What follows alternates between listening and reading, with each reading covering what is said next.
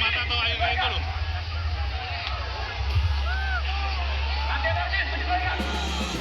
Unjuk rasa ratusan warga di depan gedung DPRD Kabupaten Pati berlangsung ricuh setelah massa melemparkan botol dan gelas air mineral ke arah aparat yang berjaga.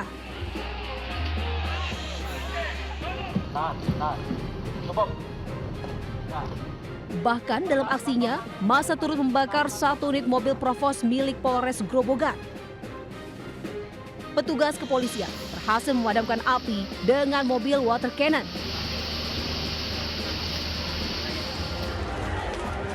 Situasi semakin memanas karena massa meminta masuk ke dalam gedung DPRD. Kericuhan terjadi setelah tuntutan massa untuk menemui Bupati Sudewo tidak kunjung dipenuhi. Untuk meredam kericuhan, aparat menyemprotkan air ke arah massa. Dalam aksinya, massa pendemo bahkan nekat menjebol pintu kantor DPRD untuk bertemu anggota parlemen. Sebelumnya, Bupati Sudewo telah membatalkan kenaikan tarif pajak bumi bangunan P2 sebesar 250% setelah diprotes besar-besaran oleh warga setempat. Kendati demikian, pembatalan kenaikan pajak tidak mampu meredam kekesalan warga yang menilai sosok Bupati yang arogan. Dari Pati, Jawa Tengah, tim liputan iNews melaporkan.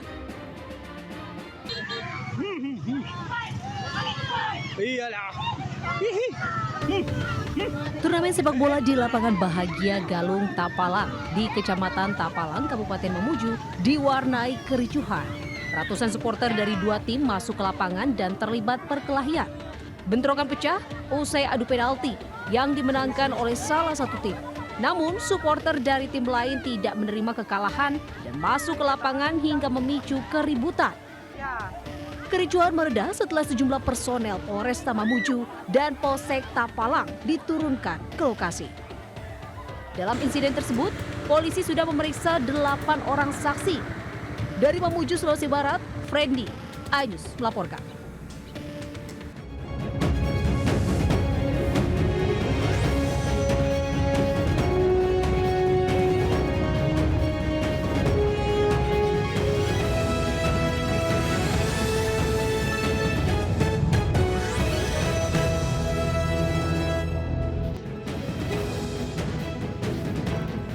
Assalamualaikum warahmatullahi wabarakatuh. Selamat pagi pemirsa. Selain 3 berita tadi, kami juga hadir dengan beragam informasi menarik lainnya. Bersama saya, Kevin Pakan. Inilah Lintas iNews Pagi selengkapnya.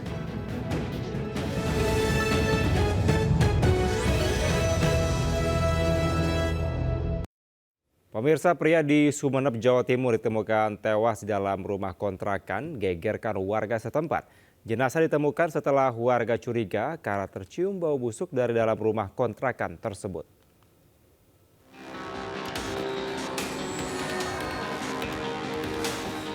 Warga digegerkan dengan penemuan jasad BH, pria 65 tahun, di dalam rumah kontrakannya, Desa Batuan, Sumeneb, Jawa Timur. Saat ditemukan, jasad korban terkapar bersimbah darah. Sebelumnya warga curiga karena tercium bau busuk dari dalam rumah kontrakan tersebut. Saat dilihat, ternyata korban sudah dalam keadaan terkapar di lantai dengan darah yang tampak mengering dan mengeluarkan aroma yang tidak sedap. Namun atas peristiwa tersebut, pihak keluarga menolak untuk dilakukan otopsi terhadap jenazah korban. Dilihat ternyata pemilik rumah tersebut dalam kondisi meninggal dan mengeluarkan bau busuk. Di pihak keluarga tidak mau dilakukan otopsi karena yang bersangkutan mengalami sakit jantung dan Menurut polisi, korban diperkirakan sudah meninggal dunia sejak 1 minggu. Dari Sumeneb, Madura, Jawa Timur, Faris Purnama melaporkan. 2 pelaku perampokan bersenjata tajam yang mengancam pemotor di Makassar ditangkap polisi. Kedua pelaku merupakan residivis kasus pemerkosaan yang baru bebas dari penjara pada Januari lalu.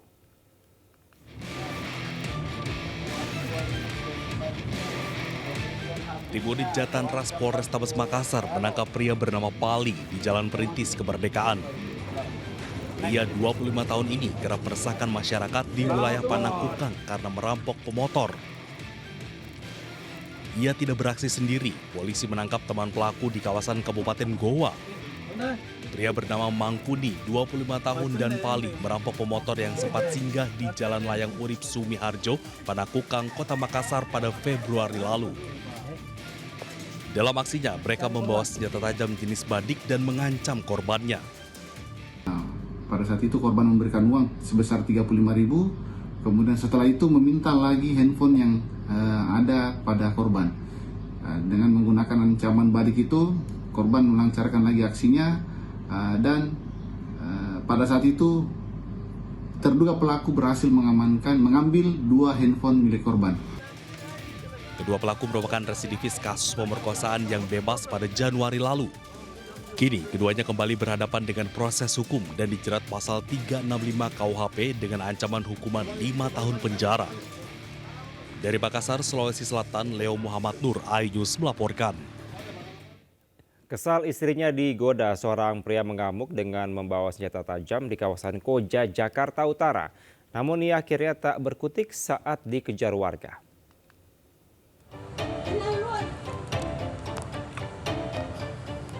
Viral, seorang pria mengamuk dan menantang warga di kawasan Bulak, Koja, Jakarta Utara.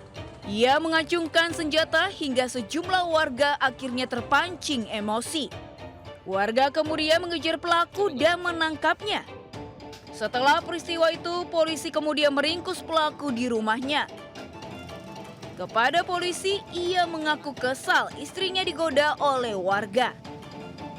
Sering sekali membawa senjata tajam dan ikut tawuran, serta sering sekali mengadu anak-anak di situ untuk berantem.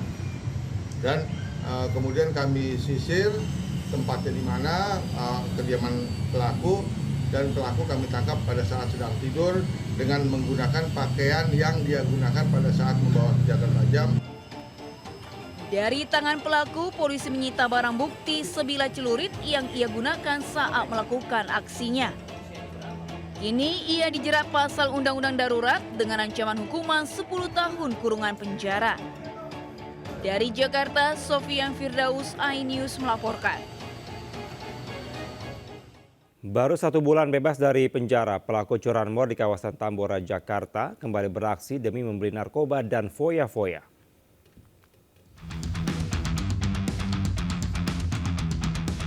Tim Opsnal, unit Reskrim Polsek Tambora menangkap 2 pelaku curanmor yang sempat viral di media sosial.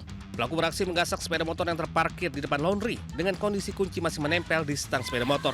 Salah seorang pelaku merupakan anak di bawah umur yang juga residivis. Ia baru bebas dari penjara sebulan lalu. Kepada polisi, kedua pelaku mengaku menghabiskan uang hasil kejahatan untuk berfoya-foya. Saat diperiksa, keduanya juga positif mengkonsumsi narkoba. Untuk apa penyebaran itu mereka? Untuk uang hasil dari curanmor tersebut dipakai untuk berfoya-foya. Untuk hasil tes urinnya sendiri bukan? Sejauh ini untuk tes urin keduanya positif narkoba. Ini pelaku sudah berkali-kali atau baru sekali? Untuk saudara R, saat ini polisi masih memburu 1 orang pelaku lain yang hingga kini masih buron. Dari Jakarta, Miftahul Gani, iNews melaporkan. Tak jera di penjara atas kasus narkoba, seorang pria di Padang, Sumatera Barat ditangkap polisi setelah kedapatan membawa sabu. Pelaku sempat membuang sabu ke selokan untuk hilangkan barang bukti. Petugas Satres Narkoba Polresta Padang menangkap Edrimon, 44 tahun di kawasan Paraklaweh, Kecamatan Lubuk Begalu, Kota Padang. Pelaku ditangkap karena kedapatan membawa sabu. Saat ditangkap, pelaku sempat membuang 1 paket sabu ke selokan. Polisi dapat menemukan dan mengamankan sabu tersebut.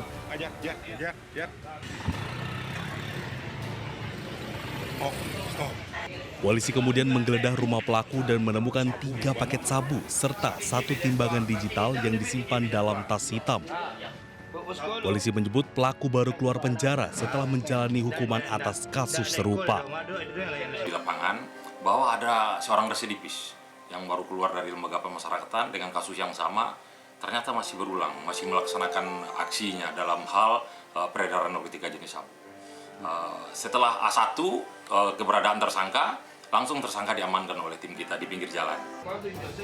Atas perbuatannya, pelaku dijerat pasal 112 dan 114 Undang-Undang Nomor 35 Tahun 2009 tentang narkotika dengan ancaman hukuman 5 hingga 12 tahun penjara. Dari Padang, Sumatera Barat, Budi Sunandar, iNews melaporkan. 2 anggota PPSU ditabrak mobil listrik saat kendaraan mereka menepi karena kehabisan bensin. Keduanya terluka, bahkan 1 orang harus diamputasi lengannya.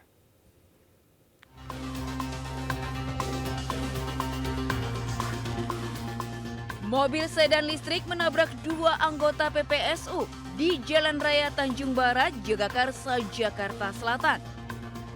Video amatir warga merekam sesaat setelah peristiwa itu. Kecelakaan terjadi saat korban menepi di pinggir jalan karena gerobak motor mereka kehabisan bensin. Tiba-tiba sebuah sedan datang dengan kecepatan tinggi dan langsung menghantam mereka hingga terpental. Kerasnya benturan membuat kedua kendaraan rusak parah, sementara 2 PPSU luka parah. Salah satu di antara mereka bahkan harus diamputasi lengannya. Pengemudi mobil sedan listrik kini masih ditahan petugas Laka Lantas Polres Metro Jakarta Selatan. Dari Jakarta, Den Helmi Sayangbati, iNews melaporkan. Seorang pekerja bangunan kesetrum listrik saat bekerja di Kisaran Asahan, Sumatera Utara. Karena sulit dievakuasi, petugas damkar harus gunakan mobil krain untuk menurunkan korban.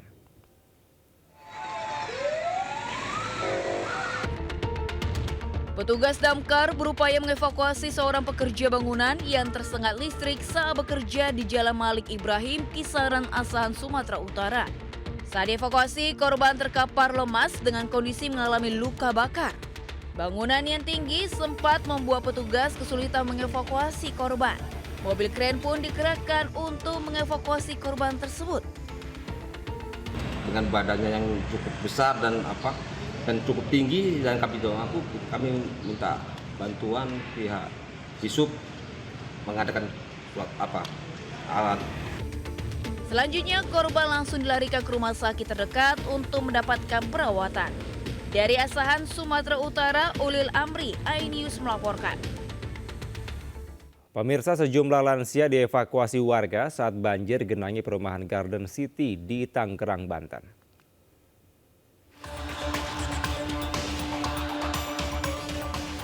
Petugas BPBD Kota Tangerang mengevakuasi warga, terutama para lansia, di perumahan Garden City, Priuk, Kota Tangerang.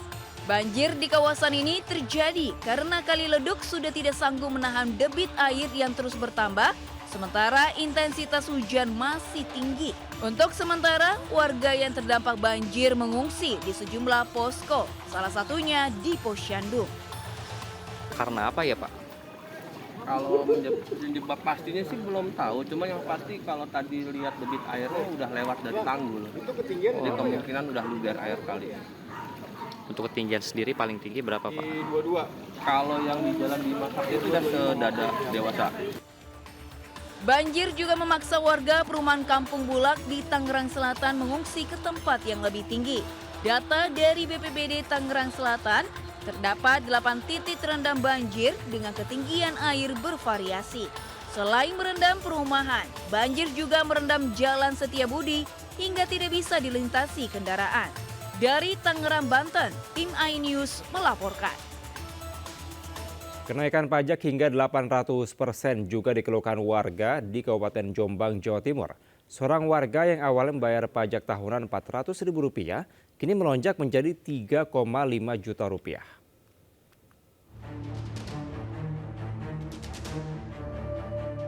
Anis Purwaningsih, emak-emak 63 tahun, syok usai menerima surat tagihan pajak di Desa Sengon, Jombang, Jawa Timur. Ia terkejut melihat tagihan pajak tanah dan rumahnya yang biasanya Rp300 hingga Rp400.000 per tahun, kini melonjak menjadi Rp3,5 juta. Tagihan pajak terbagi menjadi 2 lembar surat.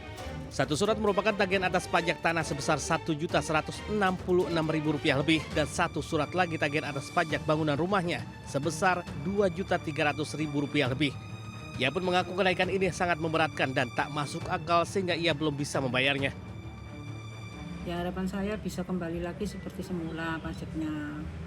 Ini sudah dibayar belum Bu pajaknya? Ya belum Mas, saya keberatan segitu banyaknya. Anies hanya berharap pemerintah bisa melakukan pengurangan tagihan pajak kepada dirinya. Dari Jombang, Jawa Timur, Mukhtar Bagus, iNews melaporkan. Puluhan sopir truk tambang yang beroperasi di luar jam operasional diadang warga di Jalan Raya Legok, Kabupaten Tangerang, Banten. Warga kesal truk batu dan pasir sering membuat kemacetan parah.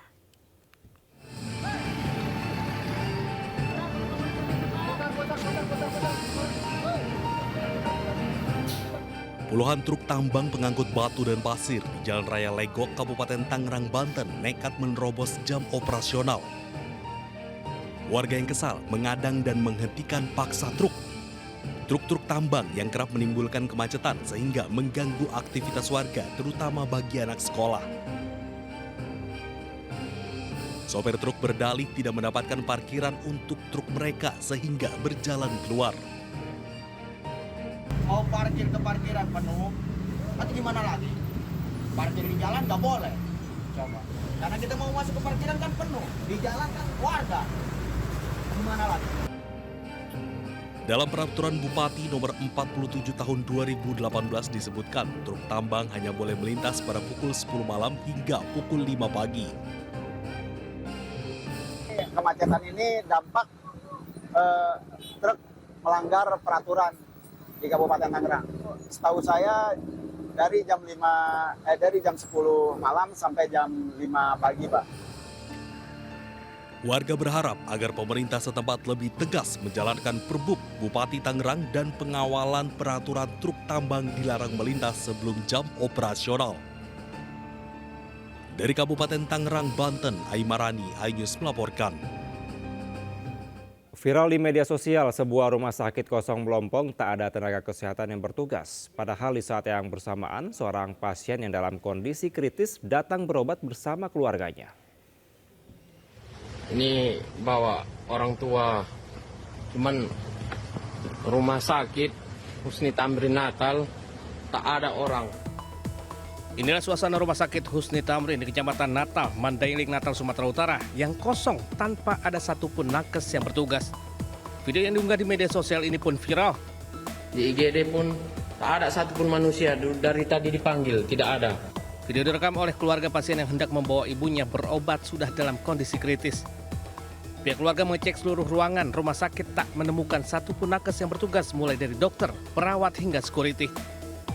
Akibatnya keluarga pasien terpaksa membawa ibu mereka ke rumah sakit lain yang jaraknya ratusan kilometer. Diketahui rumah sakit Husni Tamrin merupakan rumah sakit pemerintah daerah. Ya dulu sesuai dengan yang kita baca-baca di berita lah ya. Memang masalah rumah sakit ini masalah terus. Nggak pernah berubah ya? Nggak pernah berubah sama sekali. Warga berharap pemerintah Mandailing Natal memberikan sanksi tegas kepada pihak terkait agar kasus serupa tak terulang kembali. Dari Mandailing Natal, Sumatera Utara, Ahmad Hussein Lubis, iNews melaporkan. Seorang oknum polisi diduga melecehkan tahanan wanita di sel kantor polisi. Ironisnya pelaku tidak hanya sekali melakukan aksi asusilanya, melainkan 3 kali saat ia bertugas sebagai penjaga rutan.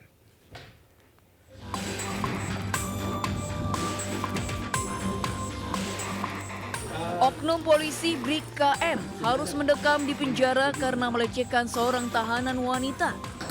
Ia ditahan Propam Polres Luwu setelah dilaporkan korban yang sedang berurusan dengan polisi karena kasus narkoba. Ironisnya, pelaku ternyata tidak hanya sekali melakukan aksi asusilanya, melainkan 3 kali saat ia bertugas sebagai penjaga rutan. Hingga kini, tim penyidik Propam Polres Luwu masih terus mendalami kasus ini termasuk memeriksa saksi. Jika terbukti, pelaku terancam dipecat. Pada saat dia melewati tempat tidur korban, disitulah terjadi pelecehan terhadap korban. Untuk pemaksaan memang ada unsur pemaksaan sedikit karena memang sudah ada sebelum kejadian ini sebetulnya sudah 2 kali terjadi. Sebelumnya kasus kekerasan tahanan juga terjadi di Polsek Buah. Korbannya mengalami patah tulang kering hingga menjalani operasi. Sejumlah pihak meminta agar Kapolda Sulsel mengevaluasi seluruh personil di Polres Luwu agar kasus kekerasan di lingkungan kepolisian tidak terulang. Dari Kabupaten Luwu, Sulawesi Selatan, Nasruddin Rubak, iNews melaporkan. Dua pria membawa ganja kering sebanyak 13 kg di Deli Serdang, Sumatera Utara yang akan diedarkan. Namun para pelaku gagal menjual karena aksinya diketahui polisi.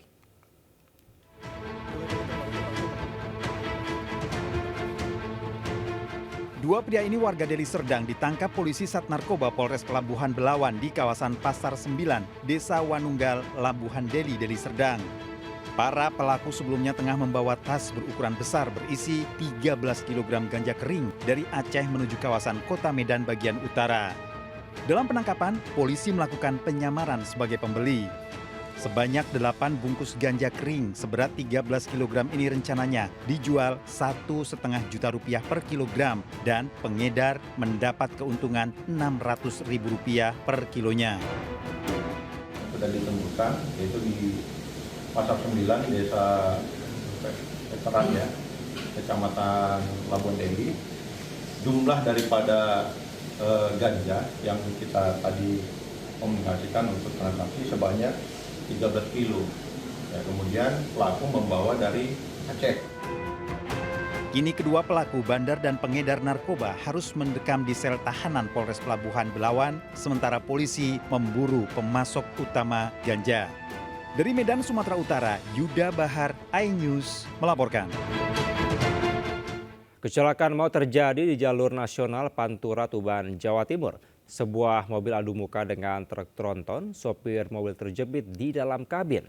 Proses evakuasi berlangsung dramatis.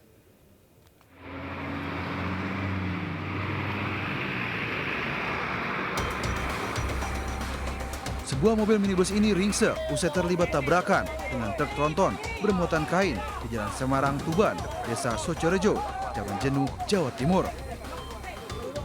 Proses evakuasi berlangsung dramatis. Warga berusaha menarik bemper depan mobil untuk mengeluarkan korban yang terjepit di dalam kabin.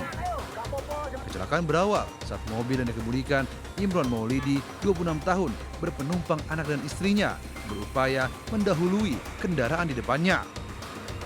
Nahas dari arah berlawanan datang truk tronton yang dikemudikan Upin 38 tahun hingga tabrakan adu banteng pun tak terhindarkan. Kerasnya benturan membuat pengemudi terjepit di dalam kabin mobil hingga tak sadarkan diri. Sementara dua penumpang lainnya mengalami luka ringan. Tiga korban dibawa ke RSUD Kusma Tuban untuk penanganan medis. Dari arah timur, mau arah ke barat, nah, mobil kecil ini nyalip, kirain mau belok ke sini, ke industri Tuban gitu. Malah dibelokin lagi ke kiri, kirain mau belok ke kiri, malah ditotorin mobil saya gitu. Kira-kira ini ngantuk gitu, ya? Supirnya gitu. Adu depan gitu Pak ya? Iya, adu depan. Polisi telah melakukan olah TKP dan mengamankan dua kendaraan tersebut guna kepentingan penyelidikan. Dari Tuban, Jawa Timur, Pipit Wibowanto melaporkan. Ke informasi lainnya pemirsa, atraksi udara jet tempur TNI Angkatan Udara mewarnai hari kedua rangkaian gladi kotor. Peringatan hari ulang tahun ke-80 Republik Indonesia di Istana Kepresidenan Jakarta. Langit Istana Negara.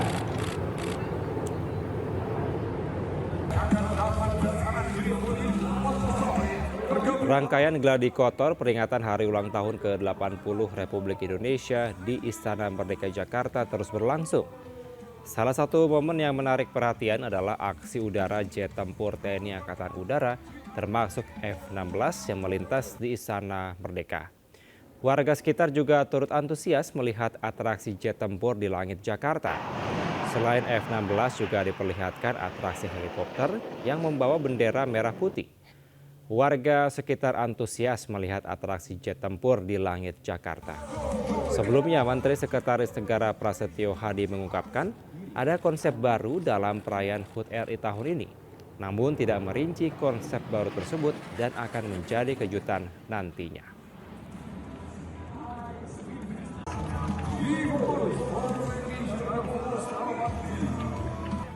Pemirsa MNC Peduli melalui program Generasi Cerdas Anak Bangsa menyalurkan buku bacaan dan sekaligus pemberian literasi digital untuk siswa SMKN 16 Jakarta. Kegiatan ini merupakan upaya MNC Peduli untuk membangun fondasi sumber daya manusia yang unggul dan juga adaptif di era digital. SMKN 16 Jakarta yang dikenal sebagai sekolah hijau memanfaatkan taman sekolah sebagai ruang baca terbuka untuk memberikan dimensi baru dalam pengalaman belajar. Taman ini tidak hanya menjadi tempat yang nyaman untuk membaca, tetapi juga berfungsi sebagai ruang ekologi yang menumbuhkan kesadaran lingkungan. Mendukung semangat generasi cerdas anak bangsa, MNC Peduli memberikan ratusan buku bacaan demi meningkatkan literasi siswa. Baca sama tulis tuh itu penting banget, apalagi di zaman yang sekarang orang-orang tuh jarang, maksudnya banyak orang yang literasinya tuh kurang. Jadi buku itu sebenarnya informatif banget buat menyakup banyak informasi gitu. Jadi penting banget sih kalau buat sekarang. Menurut saya ini sangat baik sekali. Saya berterima kasih kepada MNC Peduli yang telah membantu SMA Negeri 16 dalam mewujudkan sekolah, terutama membantu kami dalam bidang literasi, karena bagi kami literasi itu sangat penting, sebuah pembiasaan bagi para murid membuka cakrawala dunia melalui membaca. MNC Peduli juga mengadakan kegiatan pembuatan konten sosial media yang melibatkan para siswa sebagai bentuk nyata dari pembelajaran kontekstual, di mana pelajar diajak untuk menyampaikan gagasan dan kreativitas melalui media yang dekat dengan kehidupan mereka. Dan kegiatan ini bermaksud untuk meningkatkan kepedulian para siswa terhadap lingkungan dan juga kritis. Nah, sebagai generasi penerus bangsa. Nah, kami berharap ini sebagai bagian daripada pondasi penting membangun bangsa yang berkelanjutan. Dengan kegiatan ini, MNC Peduli menunjukkan komitmennya dan terus mengajak masyarakat berdonasi melalui MNC Peduli untuk mendukung pendidikan dan pembangunan sumber daya manusia di Indonesia. Dari Jakarta, Wenda Nura Damaru Caksono, iNews melaporkan. Informasi mancanegara pemirsa, sejumlah pesawat dan tank Israel terus bombardir sejumlah wilayah di kota Gaza. Puluhan orang tewas dalam serangan tersebut.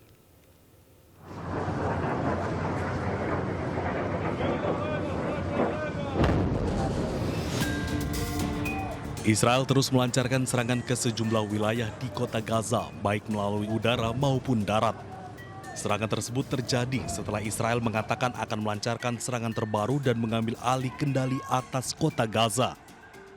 Sejumlah saksi mata dan petugas medis di jalur Gaza mengatakan bahwa pengeboman Israel menghantam 2 rumah di pinggiran Zaytun, kota Gaza, dan menewaskan sedikitnya 7 orang.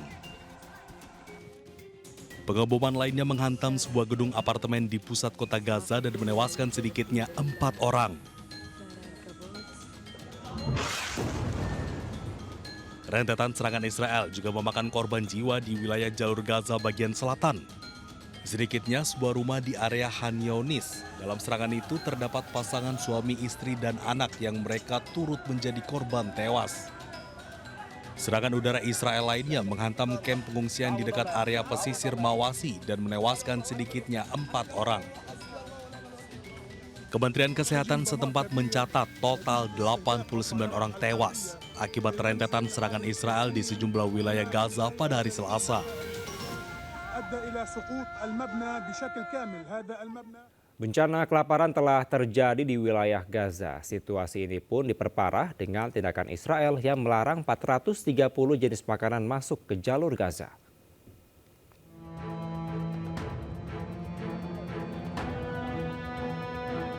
Sejumlah truk bantuan saat ini telah masuk ke Gaza sejak 27 Juli usai adanya tekanan publik internasional. Meski demikian, Israel hingga kini masih memblokir 430 jenis makanan masuk ke Gaza. Ratusan jenis makanan tersebut mulai dari daging beku, dari segala jenis, ikan beku, keju, produk susu, sayuran beku, dan juga buah-buahan. Israel juga masih memblokir ratusan barang lainnya yang dibutuhkan oleh warga yang kelaparan dan sakit. Pernyataan tersebut mengatakan pelonggaran akses bantuan sebagai yang diumumkan pada 27 Juli belum mencabut pembatasan luas terhadap makanan dan barang-barang penting lainnya. Israel juga telah secara langsung menargetkan sumber makanan dengan tidak hanya mencegah bantuan, tetapi juga dengan sengaja mengebom 44 bank makanan, menewaskan puluhan pekerja, di dalamnya dan menargetkan 57 pusat distribusi makanan dengan pengeboman. Tindakan Israel ini semakin memperparah krisis kelaparan di Gaza. Kementerian Kesehatan Gaza melaporkan jumlah korban tewas akibat malnutrisi di tengah krisis pasokan pangan di Gaza telah meningkat menjadi 227 orang, di mana 103 diantaranya merupakan anak-anak.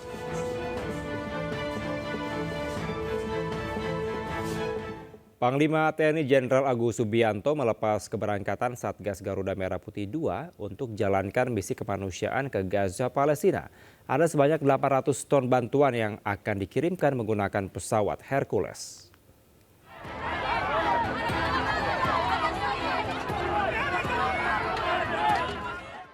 Krisis pangan di Gaza semakin parah. 2 juta penduduk mengalami kelaparan di tengah pasokan bantuan yang terbatas.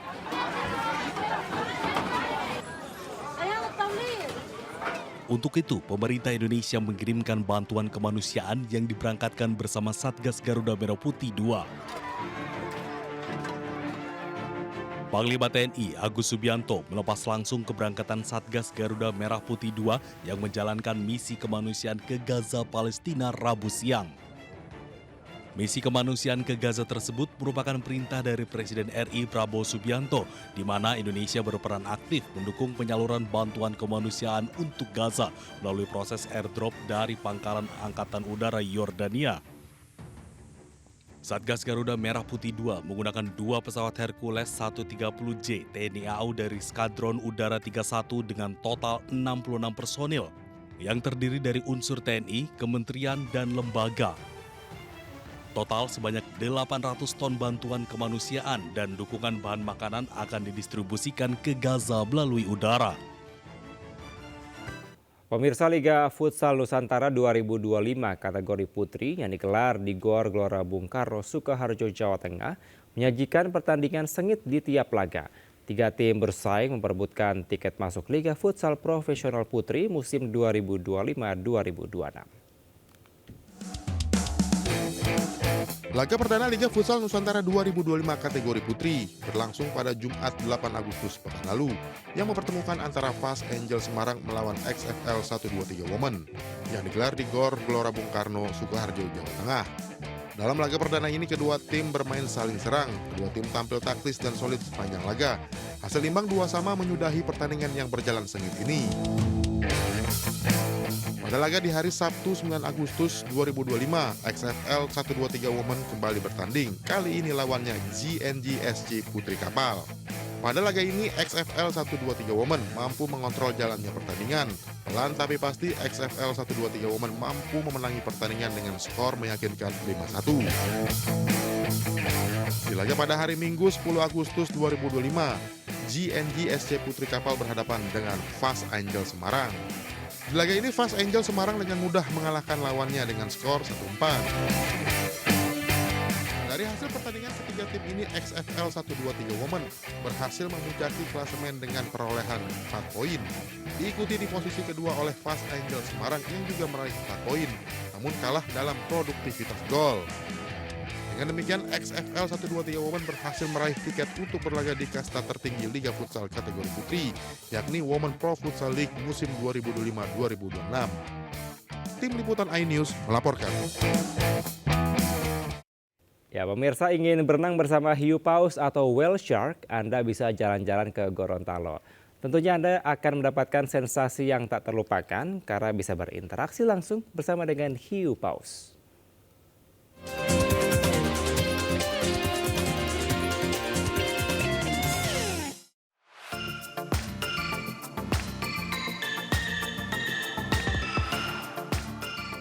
Berpelesir ke Provinsi Gorontalo, wisatawan bisa menikmati pemandangan menakjubkan.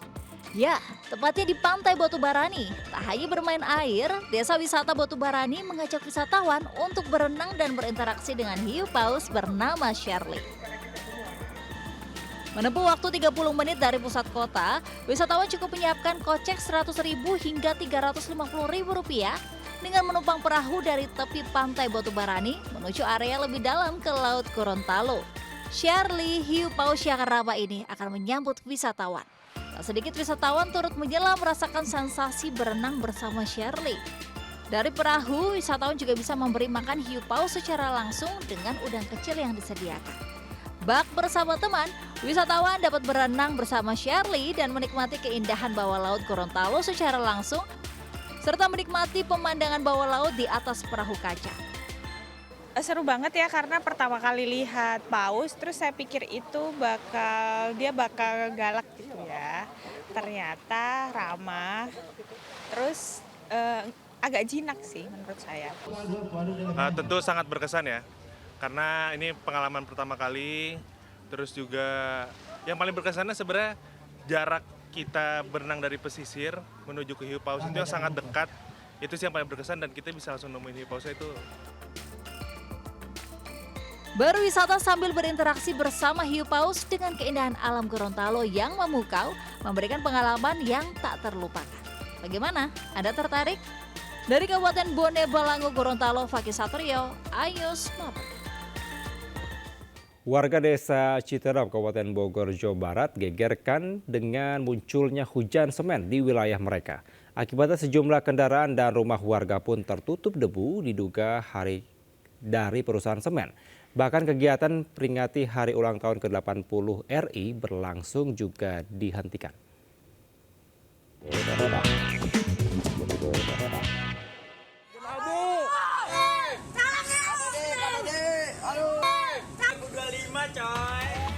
Viral, warga di desa Citerep, Kecamatan Citerep, Kabupaten Bogor, Jawa Barat saat melakukan kegiatan memperingati HUT RI ke-80 di sebuah lapangan digegerkan dengan kemunculan hujan semen di wilayah mereka. Hujan semen yang pekat membuat warga berusaha menyelamatkan diri dan pakaian yang tengah dijemur. Kendaraan dan rumah warga pun tertutup debu semen berwarna putih. Peristiwa terjadi saat warga sedang beraktivitas di luar rumah. Seketika turun hujan debu semen yang pekat. Diduga debu semen tersebut dari sebuah perusahaan semen yang tak jauh dari perkampungan warga. Tahu-tahunya udah turun banyak gelap gitu, putih, debunya putih gitu, kandel. Aktivitas warga terganggu atau gimana? Ya terganggu, Pak. Jemuran-jemuran yang pakaian-pakaian itu kotor semua yang belum diangkat. Sebanyak 1.200 kepala keluarga terdampak hujan debu semen.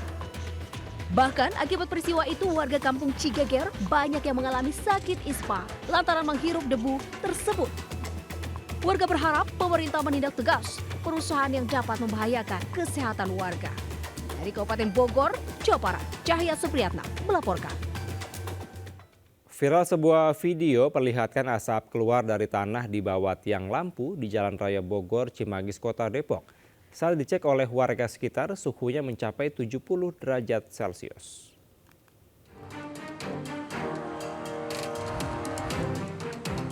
Warga dihebohkan dengan asap yang keluar dari bawah tiang lampu jalan di Jalan Raya Bogor, Cimanggis, Kota Depok. Warga dan teknisi di Sub Kota Depok langsung mengecek lokasi. Saat digali, titik asap berada di bawah kabel tiang lampu. Asap pun tercium aroma belerang. Petugas sempat mengukur suhu asap tersebut yang mencapai 70 derajat Celcius. Setiap pagi sama malam keluar. Nah, baru saya ambil inisiatif. Kalau ada asap, saya keluar. Hawanya panas tuh. Ternyata tinggi juga hawanya. Diketahui kemunculan asap terjadi sejak 1 pekan lalu.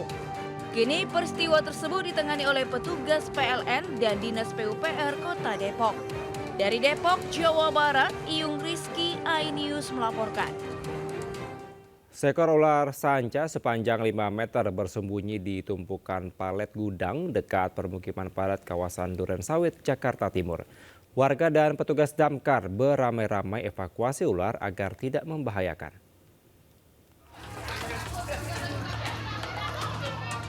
Warga dan petugas damkar berupaya mencari ular sanca yang sembunyi di tumpukan palet di sebuah gudang di Jalan Mawar Merah, Durensawit, Jakarta Timur.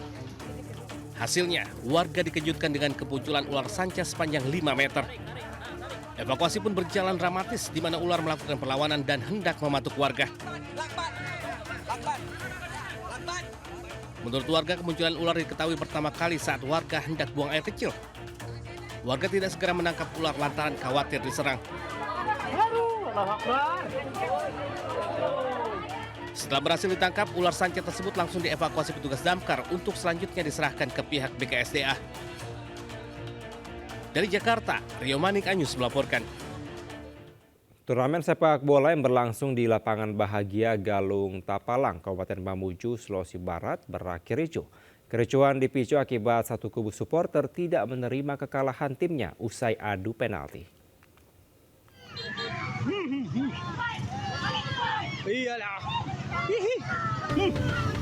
Turnamen sepak bola di lapangan Bahagia Galung Tapalang di Kecamatan Tapalang, Kabupaten Mamuju diwarnai kericuhan. Ratusan supporter dari dua tim masuk ke lapangan dan terlibat perkelahian. Bentrokan pecah usai adu penalti yang dimenangkan oleh salah satu tim. Namun supporter dari tim lain tidak menerima kekalahan dan masuk ke lapangan hingga memicu keributan. Kericuhan mereda setelah sejumlah personel Polresta Mamuju dan Polsek Tapalang diturunkan ke lokasi. Awalnya mulai dari awal pertandingan sampai selesai drama adu penalti ini dan dimenangkan oleh tim Dayangina, supporter dari Kasamban tidak terima kekalahan sehingga di situ emosi. Dalam insiden tersebut, polisi sudah memeriksa 8 orang saksi. Dari Mamuju, Sulawesi Barat, Frendi Ainus melaporkan. Pemirsa, peristiwa tadi sekaligus menutup lintas iNews pagi hari ini. Berita-berita tadi juga dapat Anda baca selengkapnya melalui portal okezone.com. Sesaat lagi Anda bisa menyaksikan serangkaian peristiwa lainnya di program Jurnal Lintas iNews Pagi bersama Anita Dewi. Saya Kevin Pakan, pamit undur diri. Selamat pagi, selamat beraktivitas. Wassalamualaikum warahmatullahi wabarakatuh.